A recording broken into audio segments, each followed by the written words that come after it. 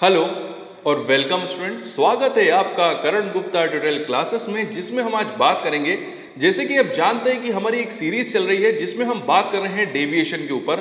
तो आज हम उसी सीरीज को कंटिन्यू करेंगे और बात करेंगे कापा के बारे में, मतलब करेक्टिव एंड प्रिवेंटिव एक्शन के बारे में। लास्ट वीडियो के अंदर हमने बात करी थी कि डेविएशन का जो इन्वेस्टिगेशन होता है वो कैसे होता है और उसका क्या प्रोसीजर होता है।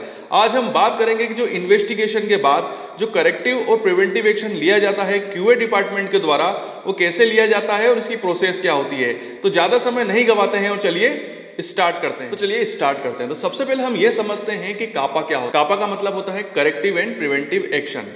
बेसिकली ये एक डेविएशन मैनेजमेंट प्रोग्राम है। क्या है? Deviation management programme.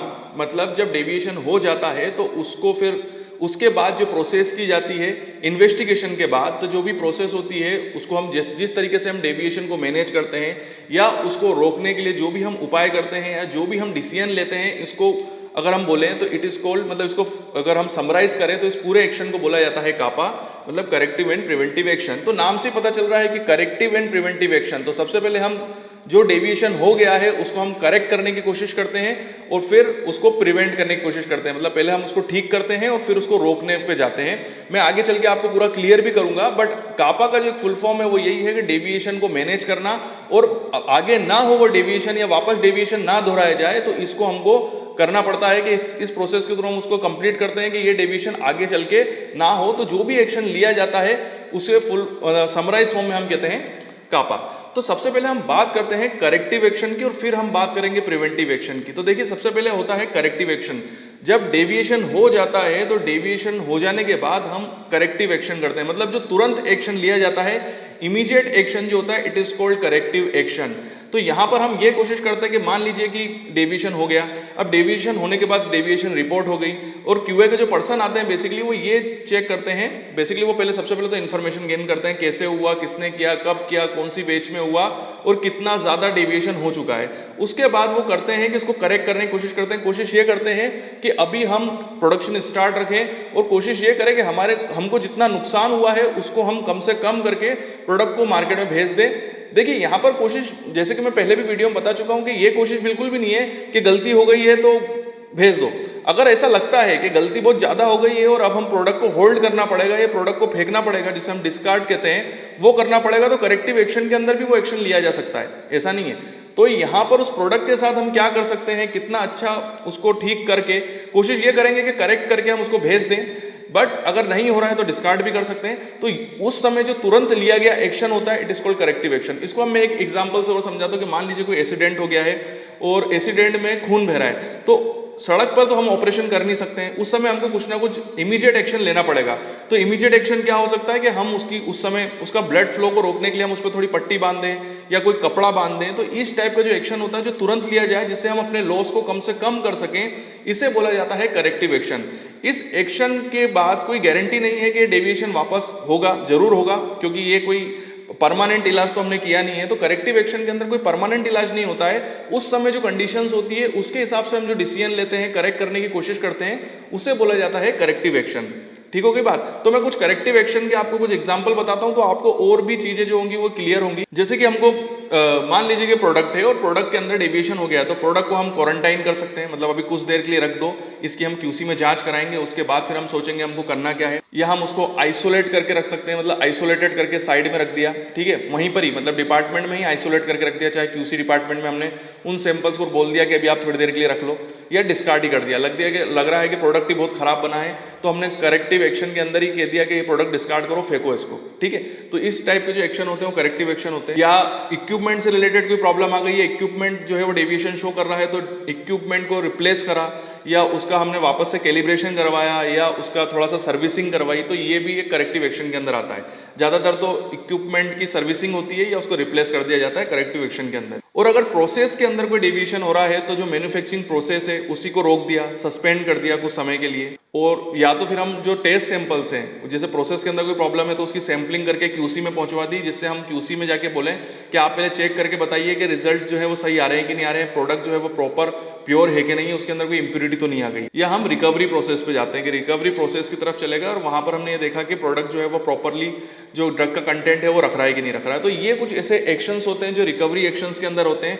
मैं आपको पहले ही बता चुका हूं कि रिकवरी एक्शन जो होते हैं वो इमीडिएट एक्शंस होते हैं और इसके अंदर हम कोशिश करते हैं कि हम जो नुकसान है वो कम से कम हो और कंपनी को नुकसान ना हो। तो ये एक परमानेंट इलाज नहीं होता है कि इसके बाद कोई डेविएशन होगा नहीं, डेविएशन जरूर होगा, क्योंकि उस समय हमने केवल उस पर्टिकुलर बैच के हिसाब से डिसीजन लिया था। अब हम बात करते हैं प्रिवेंटिव एक्शन की। तो प्रिवेंटिव एक्शन का मतलब ये होता है कि मान लीजिए कि डेविएशन हो गया, हमने करेक्टिव एक्शन ले लिया और करेक्टिव एक्शन के बाद हमको वो चीज छोड़नी नहीं है। उसके बाद हम फिर ये देखेंगे कि ये हुआ क्यों, किस वजह से हुआ और क्यों हो रहा है, तो उसकी जड़ तक जाएंगे और अब हम कुछ ऐसा एक्शन लेंगे जिससे कि अब ये डेविएशन बार बार ना दोहराया जा सके। समझ गए मेरी बात को? मतलब अब हमको इसका परमानेंट इलाज खोजना है।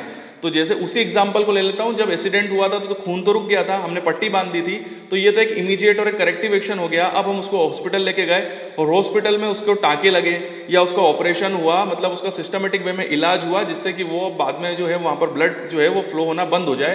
तो एक परमानेंट इलाज जो होता है वो होता है प्रिवेंटिव एक्शन। तो यहाँ पर हम जो डेविएशन हुआ था उसकी रूट कोज पे जाएंगे, पहचान करेंगे क्यों हुआ, किस वजह से हुआ और उसका एक परमानेंट इलाज करेंगे। तो इस टाइप के एक्शन को बोला जाता है प्रिवेंटिव एक्शन। और कापा को फुल फॉर्म में क्या बोला जाता है? Corrective and preventive action. तो मैं आशा करता हूं कि आपको करेक्टिव और प्रिवेंटिव एक्शन इन दोनों का जो डिफरेंस है वो क्लियर हो गया होगा और कापा क्या होता है ये भी क्लियर हो गया होगा। अब हम यहाँ पर ये समझते हैं कि प्रिवेंटिव एक्शंस के क्या क्या एग्जांपल है, जैसे कि एसओपीज में चेंज कर देना कि आपको लग रहा है कि जो हमने गाइडलाइन दी है यही गलत है जिसकी वजह से बार बार डेविएशन हो रहा है, या जितने भी पर्सन्स हैं जिनकी वजह से डेविएशन हो रहा है उनकी फिर से ट्रेनिंग करवाना, ठीक है, या उनका ट्रेनिंग पीरियड बढ़वा देना, ठीक है, या किसी सीनियर को हटा के कोई नया सीनियर अपॉइंट कर देना जो प्रॉपरली एक्सपीरियंस पर्सन हो, जो हमारे जो जूनियर्स हैं उनको गाइड कर सके। प्रोसेस जो होती है उसको चेंज कर देना, जो प्रोसेसिंग मेथड्स है उसको चेंज कर देना, या नए इक्विपमेंट्स लेके आ जाना, मॉडिफाई इक्विपमेंट जो आज के टाइम पे जो इक्विपमेंट हो गए हैं, जो पुराने इक्विपमेंट्स हैं उनको रिटायर कर देना। तो ये कुछ ऐसे चेंज होते हैं जो परमानेंट होते हैं और it is called preventive action. तो यहाँ पर एक बहुत इंपॉर्टेंट बात है वो ये है कि जैसे कि मैंने आपको बताया है कि जो प्रिवेंटिव एक्शन होता है वो क्यूए के पर्सन्स के द्वारा लिया जाता है और क्यूए के पर्सन्स ही ये डिसाइड करते हैं कि ये जो प्रिवेंटिव एक्शन जो लिया गया है ये कब लिया जाएगा, कैसे लिया जाएगा और इसकी क्या प्रोसेस होगी। हो सकता है कि आप कोई नया प्रोसीजर या नई प्रोसेस को है जो इंट्रोड्यूस कराने वाले हैं, तो उसकी कैसे ट्रेनिंग होगी, पर्सन्स के बीच में कम्युनिकेशंस कैसे होगा, कितने दिनों में हमको ये प्रोसेस जो है वो एज ए वर्किंग में हमको उतारनी पड़ेगी। तो ये सारी चीज़ें जो होती है ये क्यूए के पर्सन डिसाइड करते हैं और साथ ही साथ उस डिपार्टमेंट के जो लोग होते हैं, खासकर उस डिपार्टमेंट के जो सीनियर्स होते हैं, उनके साथ कोलैबोरेट करके पूरी प्रोसेस होती है। तो यहाँ पर एक चीज़ इंपॉर्टेंट आप समझ गए होंगे कि यहाँ पर अब करेक्टिव एंड प्रिवेंटिव एक्शन ले लिया गया है। तो करेक्टिव और प्रिवेंटिव का दोनों का जो मीनिंग है और जो मतलब है वो मैं, और इन दोनों का जो डिफरेंस है वो मैंने आपको क्लियर करा है।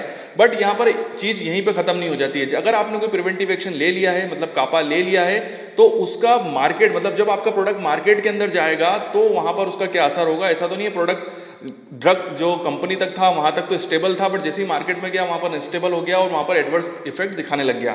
तो ये इफेक्टिव इवेल्युएशन जो होता है, मतलब अब आपका जो कापा जो आपने लिया है उसका आपको इवेल्युएट भी करना पड़ेगा कि इससे आपके प्रोडक्ट की क्वालिटी में कोई डिफरेंस तो नहीं आया, या कोई नया डेविएशन तो क्रिएट नहीं हो रहा है, या वापस वो डेविएशन तो नहीं स्टार्ट हो गया है। तो ये सारी चीजें जो होती है वो आगे भी चलती है और इसको कम से कम 60 दिन के अंदर, it is called effective evolution, और इसको हमको 60 दिनों के अंदर कंप्लीट करना होता है। कि उसके अंदर हमको सारी चीजें डिसाइड करनी होती है। हमको का मतलब है क्यूए डिपार्टमेंट के लोग, उनको ये चीज डिसाइड करनी होगी कि उनको कौन कौन से डाटा कलेक्ट करने हैं, कब उनको ये इवोल्यूशन करना है, कहां पर करना है, कैसे करना है, कौन करेगा, कौन कौन सी इंफॉर्मेशन चाहिए, ये सारी चीजें वो डिसाइड करने के बाद फिर वो इवोल्यूशन स्टार्ट करते हैं। जैसे कि मैंने आपको बताया कि 60 दिनों के अंदर ये इफेक्टिव इवोल्यूशन कंप्लीट होना चाहिए और इसका डॉक्यूमेंटेशन भी उस ड्रग के डॉक्यूमेंट के साथ जुड़ जाता है। तो यहां पर आपको एक चीज इंपॉर्टेंट है कि प्रिवेंटिव एक्शन लेने के बाद, मतलब कापा लेने के बाद भी इसको इवोल्युएट किया जाता है कि जो डिसीजन हमने लिया है वो इफेक्टिव है कि नहीं है। तो यहीं पे हम अपना ये जो डेविएशन वाला जो पार्ट है, जो सीरीज है, वो यहीं पे कंप्लीट करते हैं। ये सीरीज आपको कैसी लगी कमेंट्स में मुझे जरूर बताइएगा। अगर आप चाहते हैं कि मैं इस टाइप के वीडियोस और बनाऊं तो आप मुझे सजेशन दे सकते हैं, मैं जरूर इस टाइप के वीडियोस बनाऊंगा। आपके उज्जवल भविष्य की कामना करता हूं और यूं ही बने रहिए मेरे साथ। अगर आप भी इन इंस्ट्रूमेंट्स पे ट्रेनिंग करना चाहते हैं तो you are most welcome in our institute. हमारा पता और ईमेल आईडी मैंने नीचे दिया हुआ है, तो यहां पर आप मुझे मेल कर अपनी इंफॉर्मेशन, अपने कॉन्टेक्ट नंबर मुझे सेंड कर सकते हैं। और साथ ही साथ हमारे पास कौन कौन से इंस्ट्रूमेंट्स है तो उसकी लिस्ट में आपको साइड में सेंड कर रहा हूं। तो यहां पर आप देख सकते हैं कि हम किस किस टाइप के इंस्ट्रूमेंट्स में ट्रेनिंग कराते हैं। और अगर आप कोई मास्टर डिग्री कर रहे हैं, कोई पीएचडी कर रहे हैं या किसी भी प्रोजेक्ट्स वर्क से जुड़े हुए हैं और अगर आपको किसी इंस्ट्रूमेंट्स की रिक्वायरमेंट है और वो इंस्ट्रूमेंट आपके पास नहीं है, तो हम साथ ही साथ कंसल्टेंसी सर्विस भी प्रोवाइड कराते हैं। तो उससे रिलेटेड भी अगर आप कोई भी इंफॉर्मेशन जानना चाहते हैं तो आप मुझे मेरे पर्सनल मेल आईडी पे मेल कर सकते हैं। नीचे मैंने अपना मेल आईडी दिया हुआ है। और मैं अपने उन स्टूडेंट से बात करना चाहता हूं कि वो स्टूडेंट जिनको कोई डाउट है, कोई क्यूरी है, बट कमेंट्स बॉक्स में कई बार ऐसा होता है कि वो क्यूरी और डाउट इतने बड़े होते हैं कि मैं कमेंट्स बॉक्स में उनको उनके आंसर सही तरीके से नहीं दे पाता हूं।